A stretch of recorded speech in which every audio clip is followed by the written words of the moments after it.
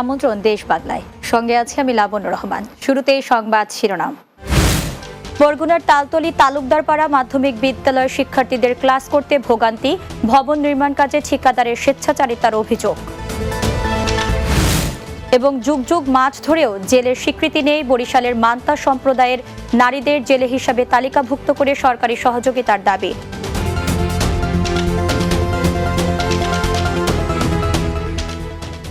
শুনছিলেন শিরোনাম, এবারে বিস্তারিত।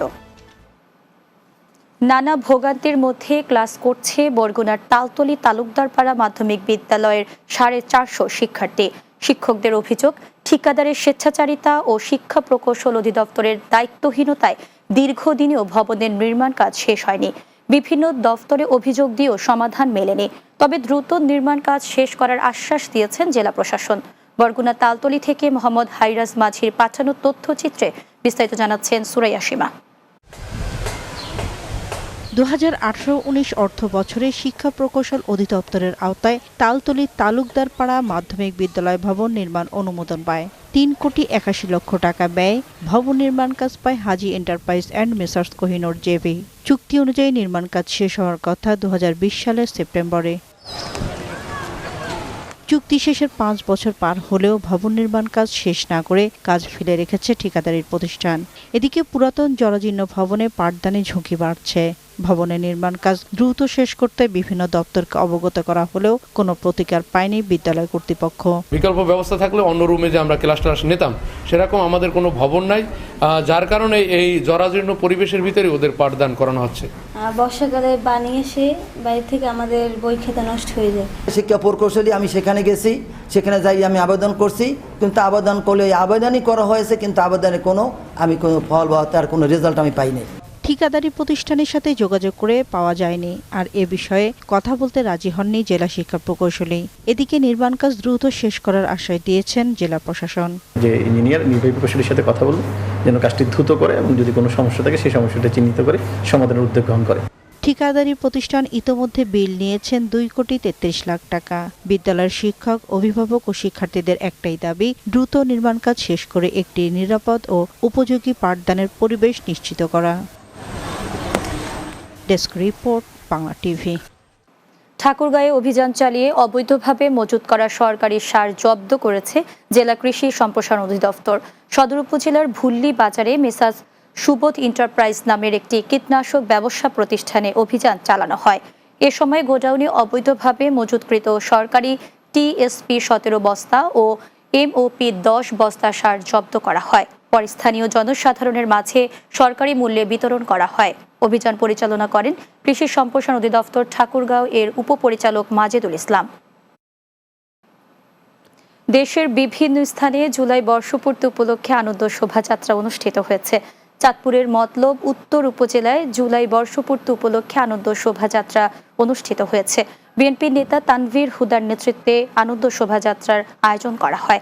শোভাযাত্রাটি উপজেলার ঠাকুরচর থেকে শুরু হয়ে ছ্যাঙ্গারচর সরকারি কলেজ মাঠে এসে শেষ হয়।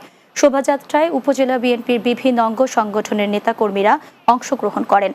এদিকে মুন্সিগঞ্জে সিরাজদি খান উপজেলা বিএনপি ও সহযোগী সংগঠনের আয়োজনে বিজয় র্যালি অনুষ্ঠিত হয়েছে।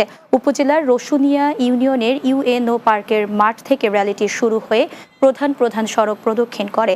মুন্সিগঞ্জ জেলা বিএনপির সদস্য ও সাবেক সিরাজদি খান উপজেলা বিএনপির সভাপতি আব্দুল কুদ্দুস বীরেনের সভাপতিত্বে প্রধান অতিথি ছিলেন শ্রীগঞ্জনগর উপজেলা বিএনপির সাবেক সভাপতি মমিন আলী।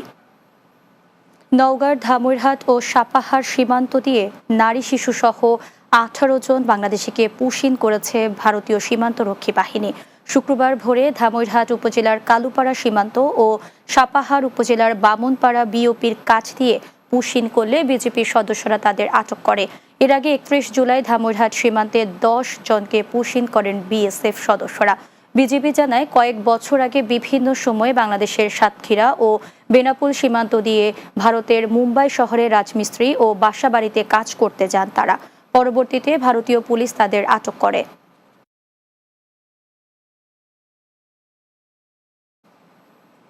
যুগ যুগ মাছ ধরেও জেলের স্বীকৃতি পায়নি বরিশালের মান্তা সম্প্রদায়ের বাসিন্দারা। ফলে সরকারি সহায়তা ও সুবিধা থেকে বঞ্চিত তারা। নারীদের জেলে হিসাবে অফিসিয়ালি তালিকাভুক্ত করে সরকারি সহযোগিতার দাবি মান্তা সম্প্রদায়ের বাসিন্দাদের। নারী মৎস্যজীবীদের নিয়ে সেন্ট বাংলাদেশ মাঠ পর্যায়ে কাজ করছে, জানিয়েছে জেলা মৎস্য বিভাগ।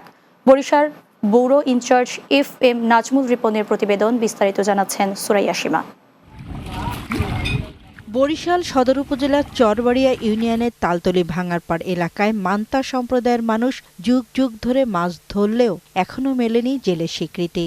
মান্তা সম্প্রদায়ের নারী জেলেদের জেলে হিসেবে তালিকাভুক্ত করা, সরকারি সহায়তা অন্তর্ভুক্ত VGF, দুর্যোগ ত্রাণ প্রণোদনা ও স্বাস্থ্যসেবা পর্যাপ্ত সুযোগ পাওয়া, মেয়েদের স্বাস্থ্য সুরক্ষা ও সহায়তা উপযোগী স্বাস্থ্য পরিচর্যায় অন্তর্ভুক্ত করা, এছাড়াও ভাসমান জীবিকা থেকে তাদের স্বীকৃতি ও পরিপূর্ণ অন্তর্ভুক্তির নিশ্চয়তার দাবি মান্তা সম্প্রদায়ের। বাইনতে জাল লইয়া যায়, মাছ আনার আমরা পাইনি। আমরা চাই যদি আমাকে একটু ঘর বাড়ি দেন, আমাকে একটু এই ছেলে মেয়ে একটু পড়ালেখা করাইতে পাইতাম, আমরা একটু শান্তি পাইতাম। এখন আমরা এই নৌকায় থাকি, আমাদের জায়গা জমি নাই, আমরা ভাসমান। তাদের জাতীয় পরিচয়পত্র নেই, তো এই পরিচয়পত্র না থাকার কারণে ওদের বিভিন্ন যে ভাতা আছে আমাদের দেশে, সেই ভাতা নেই, ওদের স্বাস্থ্য সেবা পাচ্ছে না, ওরা চিকিৎসা সেবা পাচ্ছে না। মান্তা সম্প্রদায়ের সহযোগিতার জন্য একটি প্রকল্প চলমান রয়েছে বলে জানান চন্দ্রদ্বীপ ডেভেলপমেন্ট সোসাইটির নির্বাহী পরিচালক জাহানান বেগম স্বপ্না। সরকারি যেই সেবাদান প্রতিষ্ঠান, তাদের সাথে যে লিঙ্কেজ করা, যে ওরা ওদের দাবিটা আদায় করতে পারে এই জায়গায়। যাচাই বাছাই করে প্রকৃত মৎস্যজীবীদের চিহ্নিত করে তাদের কার্ড দেওয়া হচ্ছে। পর্যায়ক্রমে অন্যান্য নারীদের নিবন্ধনের আওতায় আনা হবে বলে জানান জেলা মৎস্য কর্মকর্তা। তাদের মাধ্যমে আমরা এটা করে তাদেরকে ID কার্ড দিয়ে দিচ্ছি, মানে প্রকৃত মৎস্যজীবী হিসেবে কার্ড করে দেওয়া হচ্ছে। Desk report, Bangla TV. গোপালগঞ্জের মকসুদপুরে প্রায় 2 লক্ষ টাকার চায়না দুয়ারি জাল জব্দ করে ধ্বংস করেছেন ভ্রাম্যমাণ আদালত। উপজেলার কাশালিয়া ইউনিয়নের বেথ গ্রামে অভিযান পরিচালনা করা হয়। অভিযানে প্রায় 2000 মিটার চায়না জাল জব্দ করা হয়। ভ্রাম্যমাণ আদালত পরিচালনা করেন মুকসুদপুর উপজেলা নির্বাহী অফিসার তাসনিম আক্তার। পরে জব্দকৃত জাল উপজেলা পরিষদ মাঠে আগুন দিয়ে ধ্বংস করা হয়। এ সময় উপস্থিত ছিলেন উপজেলা মৎস্য কর্মকর্তা দেবালা চক্রবর্তী, মুকসুদপুর প্রেস ক্লাবের সভাপতি সিরু মিয়া সহ অন্যান্যরা।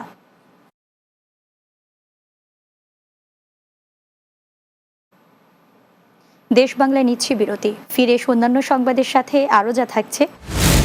হিলি স্থলবন্দর পাইকারি বাজারে দেশি পেঁয়াজের দাম বৃদ্ধি, ভারত থেকে আমদানি শুরু হলে দাম কমার আশা ব্যবসায়ীদের।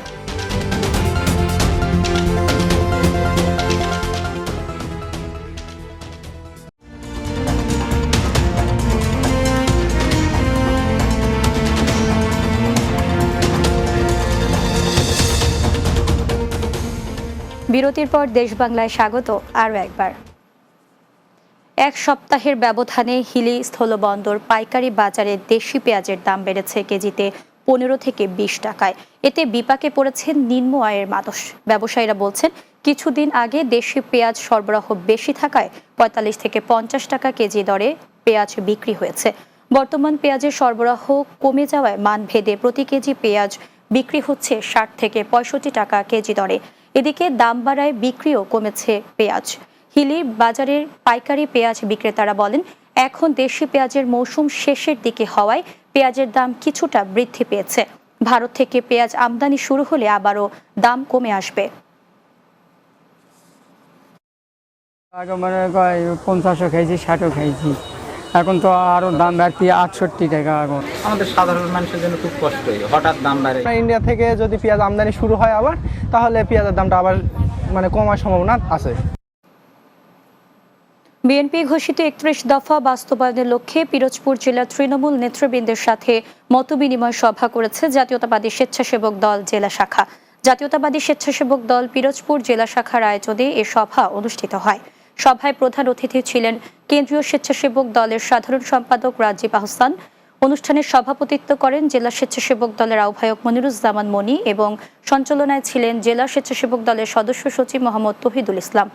এ সময় আর উপস্থিত ছিলেন জেলা বিএনপির আহ্বায়ক অধ্যক্ষ মোহাম্মদ আলমগীর হোসেন সহ আরও অনেকে।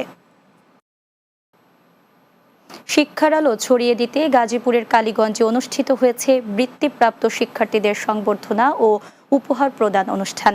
মোল্লা কল্যাণ ট্রাস্টের আয়োজনে এবং বিসমিল্লাহ ফাউন্ডেশনের সহযোগিতায় মাজু খান সরকারি প্রাথমিক বিদ্যালয় প্রাঙ্গণে এই অনুষ্ঠানের আয়োজন করা হয়। এতে প্রধান অতিথি ছিলেন গাজীপুর জেলা বিএনপির আহ্বায়ক AKM ফজলুল হক মিলন, মোল্লা কল্যাণ ট্রাস্টের ভাইস চেয়ারম্যান শামীমা সুলতানা রিনার সভাপতিত্বে এতে বক্তব্য রাখেন উপজেলা বিএনপি সদস্য সচিব খালিকুজ্জামান বাবলু, ট্রাস্টের সভাপতি মোহাম্মদ গোলজার হোসেন মোল্লা সহ অন্যান্যরা। মাগুরায় পল্লী চিকিৎসক কল্যাণ সমিতি মোহাম্মদপুর শাখার উদ্যোগে মানব সেবায় পল্লী চিকিৎসকদের ভূমিকা শীর্ষক আলোচনা সভা ও সম্মেলন অনুষ্ঠিত হয়েছে। মোহাম্মদপুর উপজেলার রাজপুর মাদ্রাসার মিলনায়তনে এই অনুষ্ঠানের আয়োজন করা হয়। পল্লী চিকিৎসক কল্যাণ সমিতি মোহাম্মদপুর শাখার সভাপতি মোহাম্মদ রাজিবুর ইসলামের সভাপতিত্বে প্রধান অতিথি ছিলেন কৃষি বিজ্ঞানী ডক্টর আলী আফসাল।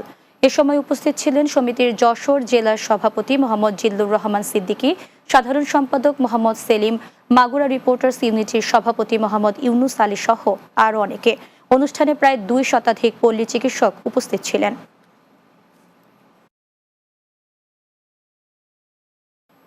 শেষ করব দেশ বাংলা। যাওয়ার আগে সংবাদ শিরোনামগুলো জানিয়ে দিচ্ছি আরও একবার। বরগুনার তালতলী তালুকদারপাড়া মাধ্যমিক বিদ্যালয়ের শিক্ষার্থীদের ক্লাস করতে ভোগান্তি, ভবন নির্মাণ কাজে ঠিকাদারের স্বেচ্ছাচারিতার অভিযোগ। যুগ যুগ মাছ ধরেও জেলের স্বীকৃতি নেই বরিশালের মান্তা সম্প্রদায়ের নারীদের জেলে হিসেবে তালিকাভুক্ত করে সরকারি সহযোগিতার দাবি। এবং হিলি স্থলবন্দর পাইকারি বাজারে দেশি পেঁয়াজের দাম বৃদ্ধি, ভারত থেকে আমদানি শুরু হলে দাম কমার আশা ব্যবসায়ীদের।